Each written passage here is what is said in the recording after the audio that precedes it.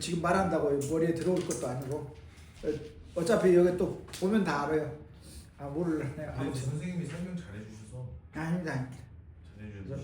제가 지금 초짜라서 여러분이 마루타 하고 있는 거예요. 아 근데 시험 문제 잘 봤어요 선생님. 아 그랬어요. 다행입니다. 동조 행동형 파랑의 위험한 사항이라고 그러는데 행동의 주기가 파랑의 주기와 일치하는 거 이게 상당히 위험하겠죠, 그죠? 동조 행동형 이게 저번에 그걸 뭐라 그랬죠? 물이 움직이는 거 이름 슬러싱 그죠?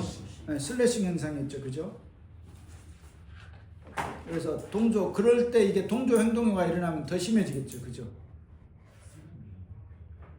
이러한 동조 행동에 의해서 선체가 대각도로 경사하면 위험하므로 침노나 속력을 조정해서 파도와 만나는 주기를 바꿔서 피할 수 있게 해야 한다. 당연하겠죠, 그죠? 보통 배니까 우리 실습할 때 배가 그 학고일 전용선이 있잖아요. 중량화물인데 이렇게 하는데 파도를 약간 비스듬하게 타고 가시더라고 선장님이. 그게 그나마 제일 이렇게 파도가 이게 파도라 그러면 이런 식으로 비스듬하게 이렇게 타고 이렇게 가요. 그게 훨씬 뭐라고 행동료가 적게 먹으면서 가더라고요. 그 다음에 피안법은 뒤에 나오니까 그건 따로 설명하겠습니다. 그래서 러칭 뭡니까? 저번에도 러칭 나왔던 것 같은데 선체가 행동료 중에 옆으로 돌풍을 받는 경우 파랑 중에서 대각도 조타를 실행하면 선체는 갑자기 큰 각도로 경사하게 되는데 이러한 현상을 러칭이라고 한다. 뭐라고요?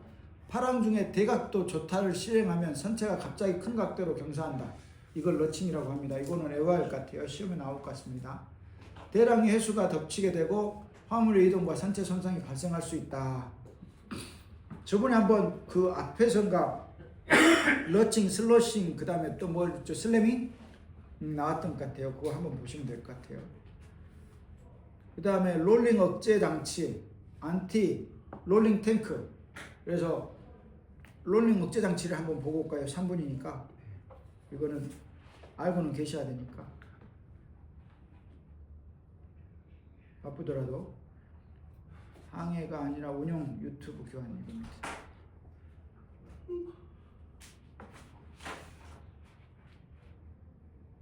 태풍 캡스턴 다 롤링 요거죠. 첫인상은 기존에 썼던 툴 대비해서 굉장히 좀 명확하고 정확한 툴이 아무리 안전해도 지나치지 않은 바다 위를 가르는 배. 이런 대형 선박들이 침몰하지 않도록 안전하게 이끄는 데는 특별한 제적 장치가 숨겨져 있습니다. 선박 속 숨겨진 안전장치, 안티롤링 탱크. 대형 선박의 가장 기본적인 안전장치가 바로 안티롤링 탱크인데요. 과연 어떤 것인지 함께 살펴볼까요? 여기 설치된 커다란 탱크 모양의 파이프관이 바로 안티롤링 탱크. 알파벳 U자형 모양의 탱크인 이것은 배의 흔들림, 즉 파도 위에서 일어나는 횡요를 줄이기 위한 장치인데요. 배가 기울어지면 탱크 안의 물도 함께 흔들리는데 공기 조절을 통해 기우는 곳의 방향의 반대쪽으로 물을 이동시켜 배가 균형을 잡을 수 있도록 조절하는 원리입니다. 다시 말하면 배가 파도 때문에 중심을 못 잡고 흔들리기 시작할 때 공기 밸브를 열어주면 물탱크 안 공기를 순환시켜 선박의 좌우 흔들림을 줄여주는 안전장치입니다. 이 탱크 안에는 해수 70%, 공기 30%로 구성되어 있고요. 탱크와 탱크 사이에는 공기관이 연결되어 있습니다. 그래서 공기관을 통해서 공기가 순환되면서 선박의 균형을 잡아주는 원리입니다. 1000톤 내외의 대형 선박에만 설치된다는 안티롤링 탱크. 이것이 설치된 선박을 탔을 때 실제로도 체감이 느껴질까요? 선박마다 적정한 주기가 있어요. 근데 그 주기가 너무 빠르거나 너무 느리면은 이제 선박에 승선하는 승무원들이 피로감을 좀 많이 느끼게 되고 멀미도 하게 되거든요. 이 안티롤링 탱크가 저희 수평을 잡아줌으로써 저희가 조금 더 편안하게 생각할 수 있고 멀미도 조금 덜하고 안티롤링 탱크가 대형 선박에만 설치된다면 모든 선박에 설치되는 필수 안전장치가 있습니다. 그것은 바로 배 밑에 달린 지느러미 모양, 선박 속 숨겨진 또 다른 안전장치, 빌지킬. 그럼 빌지킬의 모습을 확인해 볼까요? 네, 빌지킬입니다. 배 바닥에 설치돼 일반인은 발견하기 힘든 빌지킬. 바닥과 측면이 연결되는 부분에 지느러미 모양의 얇은 판이 길게 붙어있는 모습인데요. 좌우로 횡여할 때 횡여 작업을 완충시켜주는 일종의 부재입니다. 쉽게 말하면 빌지킬은 배가 양옆으로 흔들리거나 뒤집어지지 않도록 방지하기 위한 장치인데요. 배가 기울어지려고 할 때 물을 밀어내는 저항을 발생해 파도로 인한 흔들림을 감소시켜주는 원리입니다. 또한 앞으로 나아가는 추진력을 발생해 지느러미와 같은 역할을 합니다.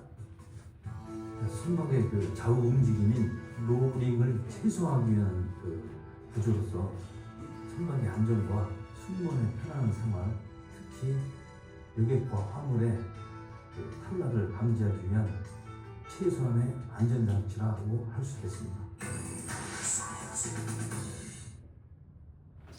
예.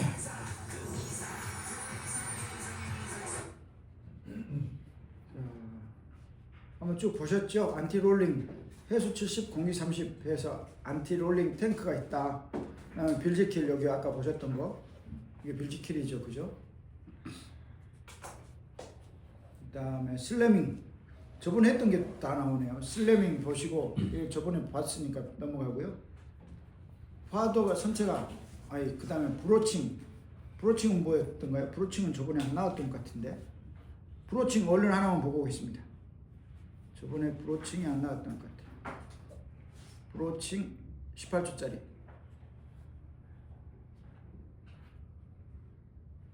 소리가 없네.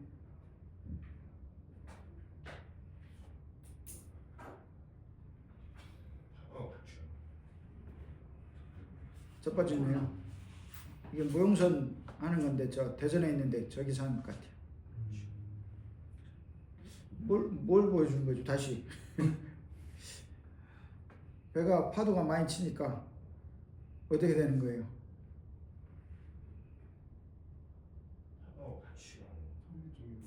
파도를 뒤에서 받아서 그러는 것 같죠, 그죠? 네.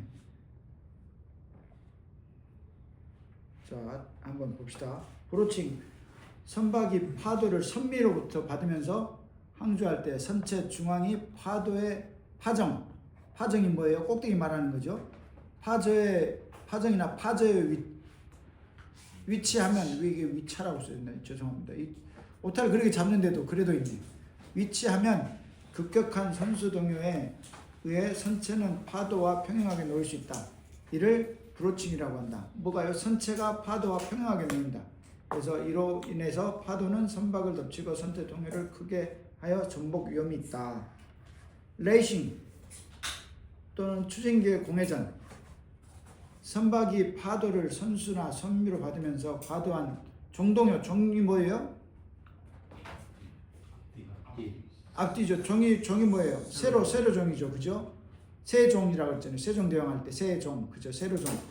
과도한 종동요 현상으로 선미가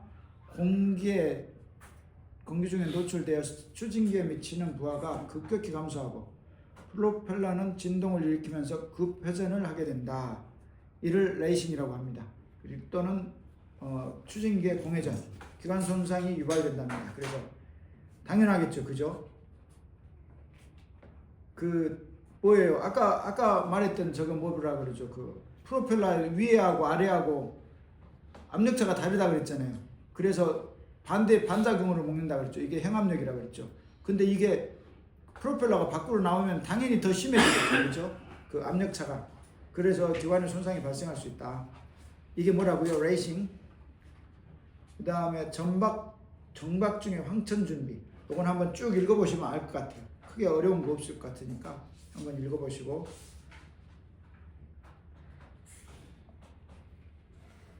항해 중에 황천 준비. 이건 뭐예요? 정박 중에 항천 준비, 항해 중에 항천 준비. 한번 쭉 읽어보시면 될 것 같아요. 태풍의 규모, 진로, 풍량에 당이 아니라 다리죠. 이것도 또 어떡하냐. 뭐 이렇게 어떡하면 죠. 아무튼 태풍 중심과 본선의 거리, 위험 반원인지 강한 반원인지 판단해서 태풍 진로와 본선 침노와의 교차를 유무를 확인한다. 피항할 수 있는 항구의 유무, 현재의 위치로부터의 거리, 자선의 가망성 등을 보고 판단한다. 그죠?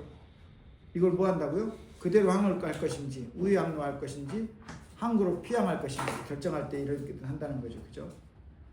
배는 왜 뒤집히지 않는가? 가망성이 좋기 때문에. 그죠? 이건 보건성 했었죠. 그죠? 이거는 넘어가겠습니다. 하도 많이 했죠? 이거는 한 3번 지금 리바이벌 되는 것 같은데. 무게중심, 이게 그 다음에 뭐요, 경신 메타센터가 있었을 때, 킬에서부터 그 무게중심까지, 그 다음에 킬에부터 메타센터까지. 그래서 이게 차액이 뭐예요? GM이죠. 그죠? GM이, 뭡니까? 0보다 더 커야 더 안전해지는 거죠. 그죠? 요거는 다 넘어가겠습니다. 다 봤던 거라서 쭉 넘어갑니다. 이것도 다 넘어가고 쭉 넘어가겠습니다. 그것도 무게중심, 네, 무게중심 이것도 넘어가겠습니다. 다 쭉 했던 거라. 행동어가 그 급수가 올라가면 이게 가끔 한 번씩 보이더라고요. 문제가 6급에서는 안 나왔던 것 같고, 그래서 요거는 요거 뭡니까? 루트죠. 루트 GM 루트 0.8b 여기 나왔었던 것 같아요. 무게중심, 배수량, 현어 이거는 쭉 한번 보시면 될 것 같고, 다 저번에 했던 거라서 선폭, 유동수 다 보시면 될 것 같아요. 얼른 넘어가겠습니다. 쭉 넘어가서 화물의 배치와 유동수의 영향 이걸로 보도록 하겠습니다. 화물을 배치할 때 수직 배치 원칙. 화물의 무게를 하부 선창과 중갑판에 구분하여 배치한다. 그죠? 화물의 수직 방향 배치에 따라서 GM의 크기가 변화하기 때문이다. 이런 무게중심을 낮추는 방법에는 뭐죠? 화물의 경우 상부보다는 하부에 낮춘다는 게 뭐예요? 무게중심을 내린다는 거죠. G값이 내려가는 걸 말하는 거죠. 그러니까 당연히 상부보다는 하부에다가 배치해야 당연히 무게중심이 내려가겠죠. 그죠? G값이. 그죠? 선저부 발라스트 탱크를 주입하여 선체 무게중심을 낮출 수 있다. 당연히 선저에 있는 발라스트 탱크에다가 뭡니까? 평행수를 넣으면 당연히 무게중심이 내려가겠죠. 두 개죠. 화물로 조절하냐, 발라스트로 조절하느냐. 그죠? 선체의 길이 방향의 화물 배치. 특정한 곳에 집중 배치하면 과도한 응력 발생으로 선체가 절단될 위험이 있다. 그래서 이거 뭡니까? 특정하게 배치하면 어떻게 돼요? 예를 들어서 가운데만 배치를 많이 하면 어떻게 되죠? 무슨 현상이 일어나요? 세깅 맞아요? 오, 바로 아시네. 그러면 양쪽 가에다가만 하면 호깅이 나겠죠. 그래서 왔다 갔다 하다 부러지겠죠. 저번에 보셨죠, 그죠?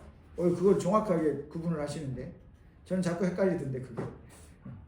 자, 그 다음에 화물의 이동 방지. 화물, 청수, 해수 등의 액체는 탱크 내에 가득 차지 않으면 선체의 동요가 이게 뭐라고 그랬죠? 슬러싱, 그죠? 슬러싱을 따라서 움직이니까 가득 채워야겠죠. 가급적이면. 그죠? 바람의 영향. 선체는 바람이 옆으로서 받으면 선체는 풍화 쪽으로 물리게 된다. 당연하죠. 바람 받으면 당연히 풍화 쪽, 바람 부는 반대쪽으로 밀려가겠죠. 그죠? 그래서 해수의 저장보다 바람의 영향이 크게 발생할 수 있다. 해수의 저장보다 이게 애매한 말인데. 그죠? 이게 뭔가 저항입니다. 맞습니다. 저항입니다. 이거 오타입니다. 발생할 경우 사각 이걸 체크를 해놔야 됩니다. 나중에 저 쉬는 시간에 가면 또 못 찾아내요. 잊어먹더라고요.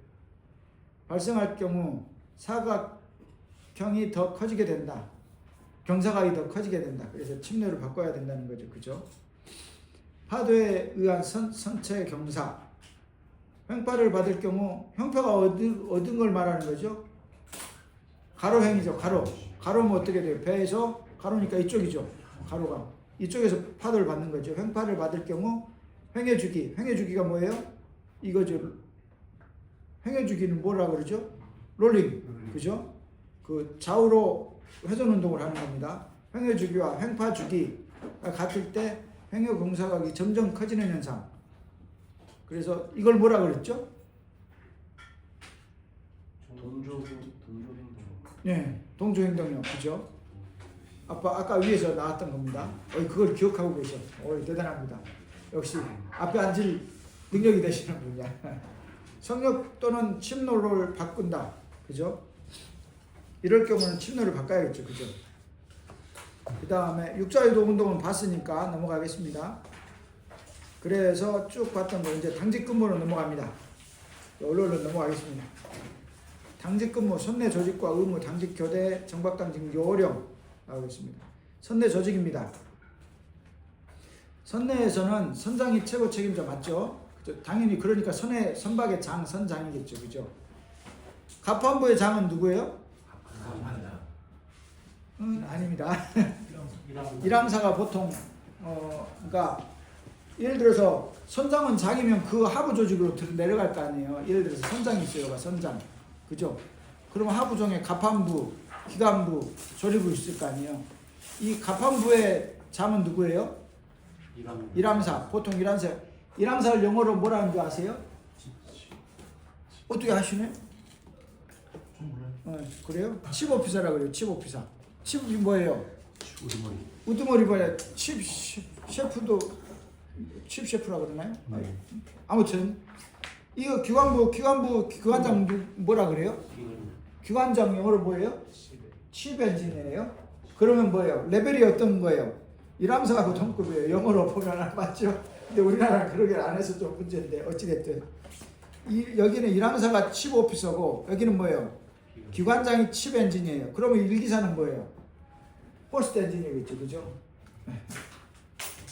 그 다음에 여기 뭐예요? 조리장, 그죠? 그래서 이렇게 그 일반적인 큰 배에서는 이렇게 운영이 됩니다. 그래서 1, 2, 3항사 있고 1, 2, 3기사 있을 거고 그 다음에 여기는 뭐예요? 조리장이 있을 거고 그 다음에 부원으로 내려오면 뭐예요? 아까 말했던 갑판장이 있을 거고 갑판원이 있을 거고 그 갑판수, 정확하게는 갑판장, 갑판수, 갑판원입니다. 갑판수가 뭐예요? 코트마스터, 타수, 헬름맨입니다. 그죠? 헬름스맨, 그죠? 그래서 이 갑판수가 3명, 보통 큰 배는 갑판장, 갑판수 3명, 갑판원 1명 이렇게 있습니다. 부원이. 그 다음에 여기는 이제 조기장, 조기수, 조기원이 있겠죠. 그죠? 이렇게 쭉 있고 여기는 당직을 안 써서 그렇게 많이 없을 거예요. 제 기억에 그랬던 것 같아요. 그 다음에 여기는 뭐예요? 조리장이었으니까 조리수가 있겠죠, 여기. 그래서 보통은 이런 큰 배들은 2명이에요. 조리장 1명, 조리수 1명. 그래서 여기 분들이 다 밥을 하고 아무튼 다 합니다. 그리고 이제 스탠바이 걸렸을 때, 이제 입출항할 때 스탠바이 걸리죠. 올 스테이션, 올 스탠바이 하면 이분들도 다 나와요, 밖에. 왜냐하면 여기로 다 안 되니까. 예를 들어서 항에서는 항에 당직 써야 되고, 3항사 있어야 되죠. 올 스탠바이가 뭐 어떻게 1항사 앞으로 가고 2항사 뒤로 가죠. 그 다음에 기관사들은 다 기관실에 있을 거고, 그 다음에 이게 이제 헬퍼라 그래요. 헬퍼, 조리장, 조리수가 나오고, 이제 그 다음에 여기서 조리장, 조리수가 한 방에 나왔던가, 그래서 푸프에 나온 것 같아요. 그 다음에 여기서도 1명인가 2명인가 나왔던 것 같아요. 그렇게 해서 이제 그런 뭡니까, 개선줄 작업을 해야 되니까. 이렇게 해서 선내가 이루어졌다. 이제 또 한번 보겠습니다. 옛날에는 통신부도 있었어요. 통신장이 있을 때는. 그래서 통신장이 아까 조리장 그쪽을 다 맡았었어요. 근데 이제 통신장 제도가 아예 없어지고 대신에 뭐가 들어왔어요? 항해사한테 일만 겁나게 넘어왔죠. 그러면서 ROC, GOC 다 따야 되잖아요. GOC가 3급, ROC가 4급 그렇습니다. 그렇게 해서 이제 갑판부에 이제 2항사가 보통 합니다. 그래서 2항사가 통신 관련해서 항해 계기하고 통신 계기 다 하고 기계, 그 다음에 이미그레이션, 우리나라 뭐라 그래요? 이미그레이션, 출입국, 아무튼 그걸 합니다. 네. 그래서 배가 도착하면 부대에 붙으면 이제 이미그레이션 오피서가 올라오거든요. 그래서 그거 다 응대해야 돼, 이 항사가 요새. 그 다음에 여기 이렇게 쭉 나오죠. 아까 얘기했던 게 쭉 나오죠. 가판부, 교환부, 조리장, 그죠? 그래서 일왕사 선장. 여봐요, 우리나라는 이런다니까요. 그렇죠? 근데 영어로 말하면 이게 안 맞는 거예요, 이게. 그렇죠? 이게 원래는 이렇게 되면 안 되고 이게 선장이 여기에 없고 그 다음에 이렇게 내려가야 되는데. 제가 항해사여서가 아니라 원래 그런 거잖아요. 맞잖아요. 그죠?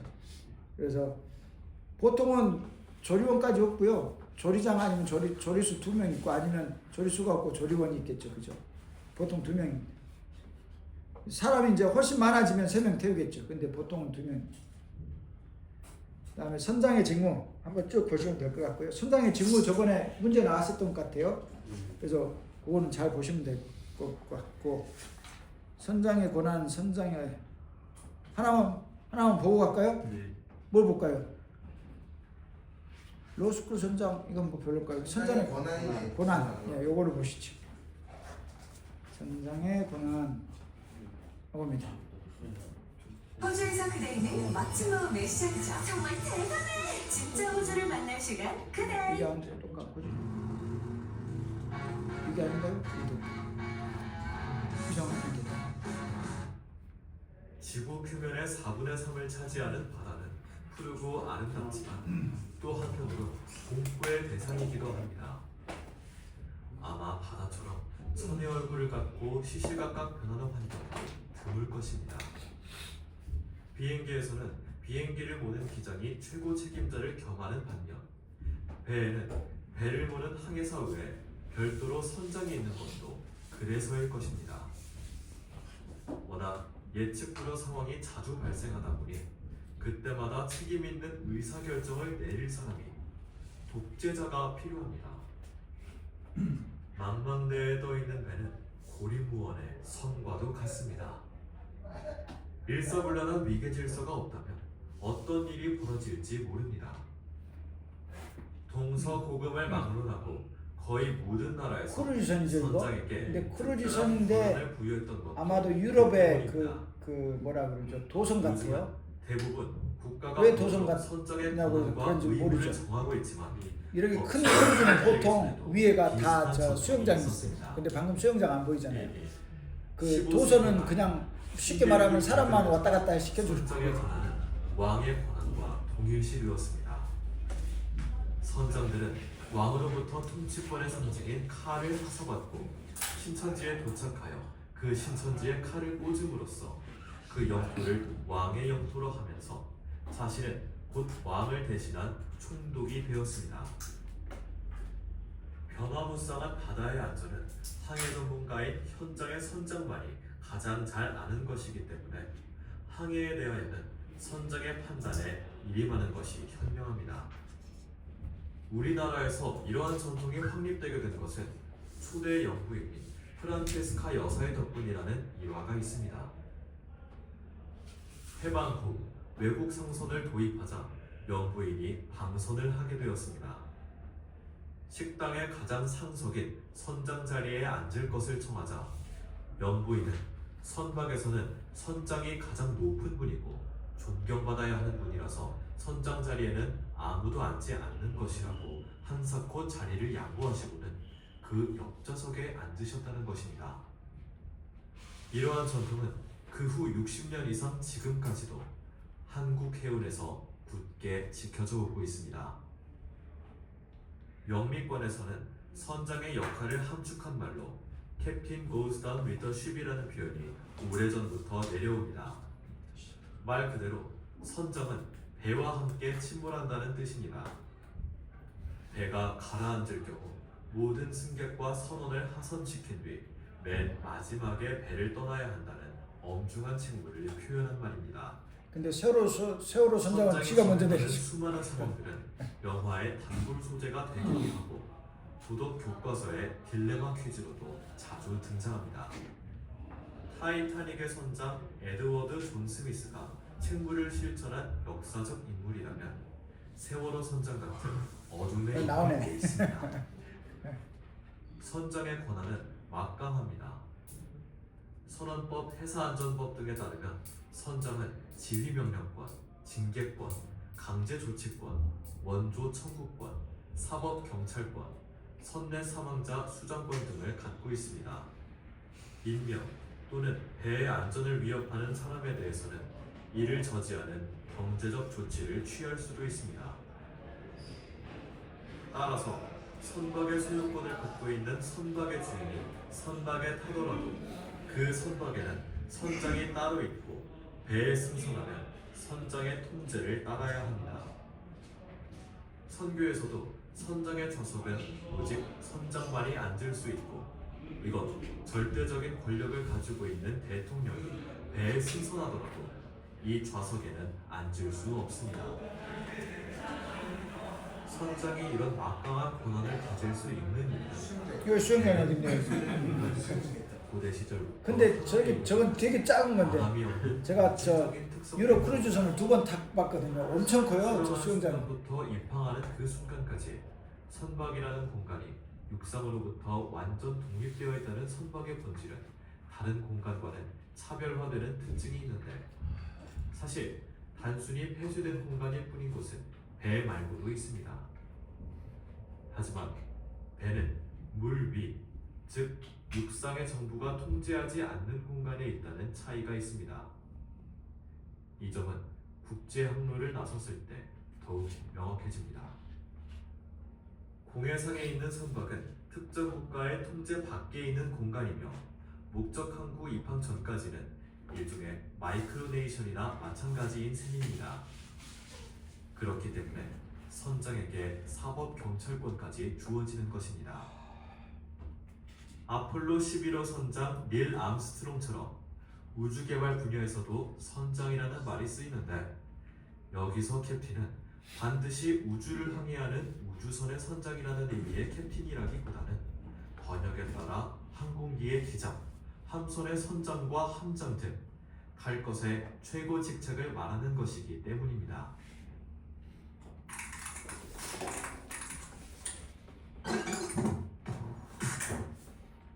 끝났네. 그 배 선장이 옛날에는 방금 말한 것 같이 저렇게 권위도 있고 했는데요. 요즘에는 그 권위가 많이 추락했어요. 왜 그랬어요? 뭐 때문에 그럴까요? 세월호 그거 말고요. 그쪽이 아닙니다. 네. 잘 생각해 보시면 옛날 기준으로 했던 지금 얘기인 거고 요즘 기준으로 하면 왜 그런 현상이 할까요? 인권 옛날하고 지금하고 최근 시대가 뭐가 달라졌죠? 그죠? 커뮤니케이션 텔레커뮤니케이션이 워낙 발달해 버리니까 뭐예요? 옛날에는 밖에 나가면 출항하고 나면 회사에서 뭔가를 하고 싶어도 제대로 할 수가 없는 거야. 그럼 컨트롤을 못 하는 거죠. 컨트롤 못 하면 뭐예요? 선장이 모든 걸 다 책임지고 해야 되잖아요. 그러니까 선장의 권한이 막강했던 거죠. 근데 서서히 인공위성 생기고 하면서 중위도권 이제 해상 쪽은 중위도 위성을 쓰거든요. 그게 인마세트. 그래서 그걸로 해서 이제 잠깐 통신을 해요. 그러면서 이제 어쩌다 한 번씩 이제 회사에서 문서 보내고 겨우 제 배 탈 때는 그랬어요. 겨우 문서나 보내면 그 문서 보고 이렇게 했는데 이제는 전화도 이제 많이 싸져버렸어요. 직접 전화하고 하고 있는데 그러니까 뭐냐면 요새는 배 선장도 큰 배도 육지에 대리 과장한테도 쩔쩔맬 때가 있어요. 옛날에는 전혀 안 그랬는데. 그러니까 요새는 좀만 하면 회사에서 육지에서 문서 보내갖고 이래라 저래라 막 간섭을 해버리니까 요새는 그런 아까 이런 의미에서 보면 많이 그게 떨어졌죠. 그러면서도 책임은 다 지나가는 게 현실입니다. 그러니까 선장들이 많이 안 좋죠, 사실. 그래도 그나마 봉급은 큰 배 선장들 요새 1억 5천, 많이는 2억까지도 받으니까 그나마 돈으로 보전이 되고 있어요. 아무튼 그래서 쭉 한번 보시면 될 것 같습니다. 일등항에서 뭐죠? 선장을 보좌해서 갑판부 여기 나오시죠? 그 항해사 갑판부 부원을 지휘 감독하잖아요. 그래서 갑판부 책임자라고 써졌죠 여기, 그죠? 선장이 아니에요. 선장을 보좌하는 거고 갑판부 책임자는 1등항 여기 봐죠. 칩메이트, 칩오피사. 칩메이트라고도 하고 보통은 칩오피사라고 그러죠, 그죠? 선장 부재 시 그 직무를 대행하는 게 누구라고요? 선장이 갑자기 배에서 죽었어. 그러면 1등 항해사가 선장 역할을 하겠죠, 그죠? 그래서 쭉 한번 읽어보시면 될 것 같습니다. 식수평형수 저번에 문제 이게 나왔던 것 같은데 식수평형수 빌지 관리 누구냐고 저번에 문제 풀이할 때 나왔었죠, 그죠? 그때 이게 선장의 직무가 아닌 것은 그랬던 것 같은데 그래서 이거는 1등항에서 거다. 그래서 보시면 될 것 같습니다. 쭉 한번 읽어보시고요. 2등항에서 뭐예요? 주로 항해에 관한 정담하는 거죠. 항해 설비, 계기들, 그다음에 해도 관련해서, 그다음에 위치. 그러니까 항해 관련된 거는 핵심은 다 이 친구라고 보면 돼요. 2등 항해사라고 보면 돼요. 그다음에 입출항 시에는 선미위에서 개선출 담당한다. 그죠? 그다음에 3등 항해사는 뭐예요? 상급 항해사를 보좌한다. 그래서 입출항 시에는 선장을 보좌하고 컨디션 리포트 그다음에 뭐라고 그러죠? 그 로그북 항해 일지 이게 전담이에요. 물론 이제 항해사들이 자기 당직 때는 당연히 쓰는 거고요. 토탈에서 얘가 이제 관리한다는 겁니다. 사망사가. 그다음에 위생, 메디칼 오피서 이게입니다. 그래서 그 외항상선은 이게 있어야 되거든요. 반드시. 그래서 항상 항해사는 이거 위생까지 따요. 근데 우리 내항은 이게까지는 필요가 없어서 안 따고 지금 우리 법정 필수 교육에 안 넣었잖아요. 그래서 얘네들 있죠. 해고생들은 이거 다 따요. 그 위생사 이게 따입니다. 그래서 교육 받고 시험 보고 그래서 따야 됩니다. 그래서 이거 선내 약품, 병원 약품 관리해야 되고 항해 정박 하역 시 당직 관리해야 되고. 그래서 큰 배로 가는 사람들은 시간 나면 이걸 따놓는 게 좋습니다. 그래서 이거 꼭 한 명 이상은 있어야 되거든요. 근데 이제 대부분 한 명 항해사들 중에는 대부분 갖고 있어서 큰 적은 아닌데 그래도 따놓는 게 나중에 좋습니다. 그다음에 실습 항해사 여러분이죠. 어프렌티스 오피서 그죠? 영어로는 그죠? 그다음에 카데크 그러거든요. 그게 실습 항해사 실습생입니다. 그래서 상급 항해 지시자를 따른다. 보통은 물론 회사마다 다를 수 있습니다만 일반적으로 큰 배에서는 실습 항해사 그 실습 담당이 일항사가입니다. 일항사. 근데 여기는 이제 내항 성사는 좀 다른 것 같더라고요. 그래서 이제 그때 다른 것 같아요. 그래서 하면 될 거고, 그다음에 잠수함 건조는 안 해도 될 것 같고, 안 봐도 18분이라 오이시인데 갑판부 부원 직무. 갑판장은 1등 항해사의 지시를 따라서 갑판의 상갑판 등등을 해서 다 준비하겠죠, 그죠? 입출항 준비하고 화물 작업하고 선체 정비하고, 그죠? 갑판수, 그 에이블 시맨, 그죠? AB 이 보승 있죠. 포트 스웨인 여기 나왔네요. 저번에 누구죠? 회사 영어에서 요거 나왔었죠. 포트 스웨인. 갑판장에다 보승 그런다고 했죠, 그죠? 그다음에 갑판수는 에이블 시맨인데 조타수 일반적으로 조타수이기 때문에 쿼터마스터, 그죠? 헬름스맨, 그죠? 그다음에 갑판원 오디너리 시맨 OS, 그죠? 쭉 한번 보시면 될 것 같아요. 선박의 기관사 볼까요, 말까요? 별로죠? 그죠? 넘어가시죠. 기관부, 기관장, 기관 당연 치료가고 1등 기관사 봐봐요. 아까 뭐라 그랬어요? 기관장 뭐라 그랬죠? 칩 엔지니어 맞죠? 그죠? 1등 항에서 뭐예요? 퍼스트, 세컨드, 서드죠, 그죠? 그 다른 거예요, 엄연히. 그게 아까 제가 말했던 게 그게 맞는 거예요. 우리나라가 좀 희한해서 그렇지. 그게 보면 학교를 똑같은 데 다녔잖아요. 그러다 보니까 이걸 같은 레벨에 놓으려고 그러는 것 같아요. 근데 사실은 그건 아닌 것 같아요. 보면 이 선박의 직책이 그래서 저 사망사 때인가 선장하고 기관장하고 싸우고 있더라고. 내가 어이가 살짝 사망사 때도 살짝 어이가 없던데 그 기관장이 삐진 거죠. 그래서 근데 아시지만 한국해대하고 목포해대하고 두 군데잖아요. 상선이 저쪽에, 그러니까 쉽게 말하면 선골들이에요. 근데 선장이 우리 학교 출신이고 기관장이 저쪽 학교 출신인 거야. 근데 둘이가 밥 먹으러 하고 있더라고. 별 올라탔더니 둘이 밥도 같이 안 먹더라고. 나중에 나 힘들어요 이러면.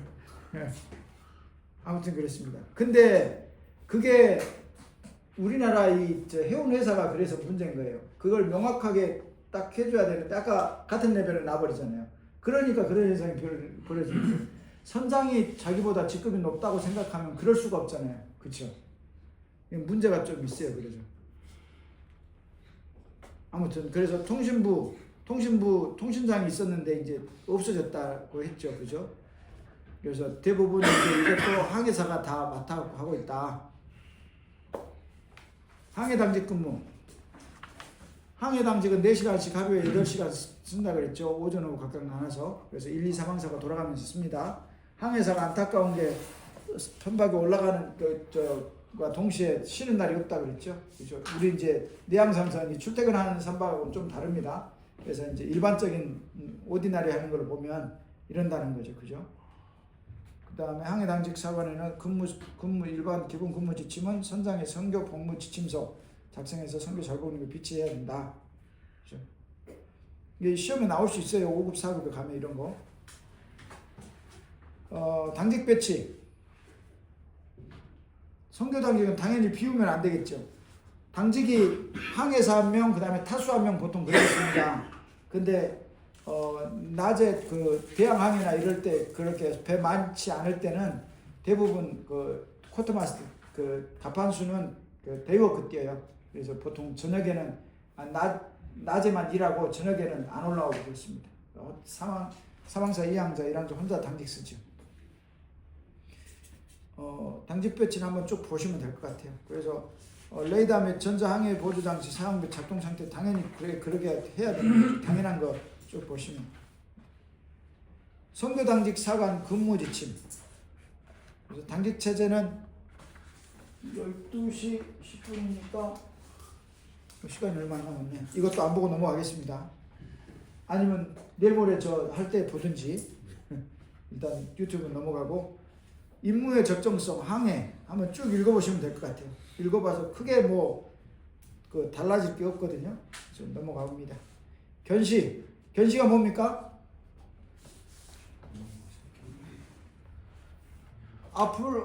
견시가 앞을 보는 걸 볼견자잖아요. 볼시자 볼견자죠, 그죠?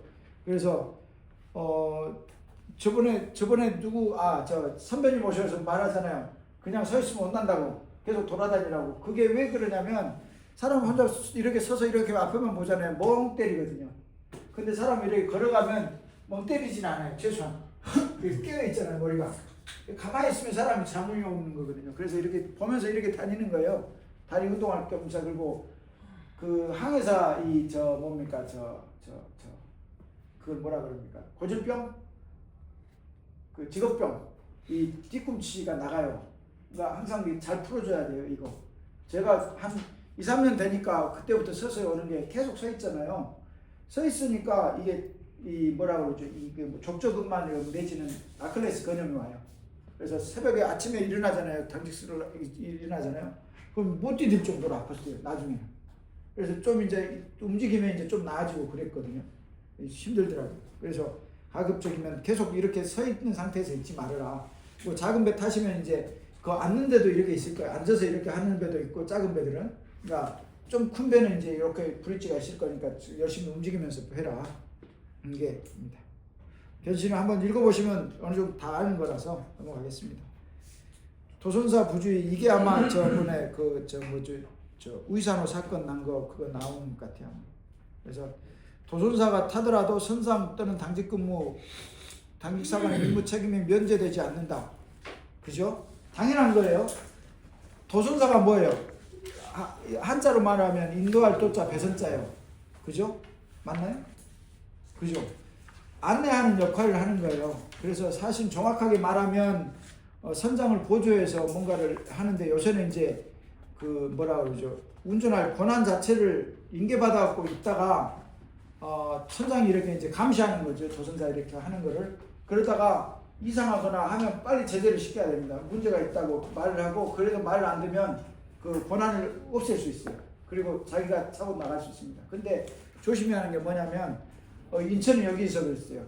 도선사가 이렇게 그게 아마 원유선이었던 것 같은데 이렇게 가는데 가다가 배를 이렇게 돌리고 있어서 아까 같이 붙이잖아요. 우연 접안하려고 이제 이렇게 돌리고 있는데 갑자기 선장이 후진 엔진을 써버린 거예요. 도선사 입장에서 뻥 쪄가지고 지금 뭐 하는 짓이냐고. 그래서 이제 그 선장은 이대로 가면 부딪힐 거라고 위험해서 썼나 봐요. 근데 왜 그렇게 써버리면 문제가 뭐냐면 지금 돌아가고 있는 상태잖아요. 레이트 오브 톤이 지금 벌써 쫙 가고 있는데 그걸 쓴다고 써집니까 그게? 결국은 가갖고 저 부딪혔어요. 저 뭡니까 저 아까 돌핀이라고 했죠. 보셨죠? 그래서 돌핀에다 부딪혔는데 뭐 몇 노트로 부딪혔다 그러더라. 이해할 수 없는 노트로 부딪혔는데 아무튼 그래서 징계를 먹었어요. 도전사가. 그 선장도 징계를 먹고. 아무튼 그런 게 있습니다. 그래서 그렇게 하려면 사전에 있어야지. 그러든지 그 전에 빨리 돌리라 그러든지 액션을. 모든 책임은 선장 책임이에요. 선장은 벗어날 수가 없어요. 당연히 도전사도 마찬가지. 그래서 여기까지만 하겠습니다. 여기까지 하고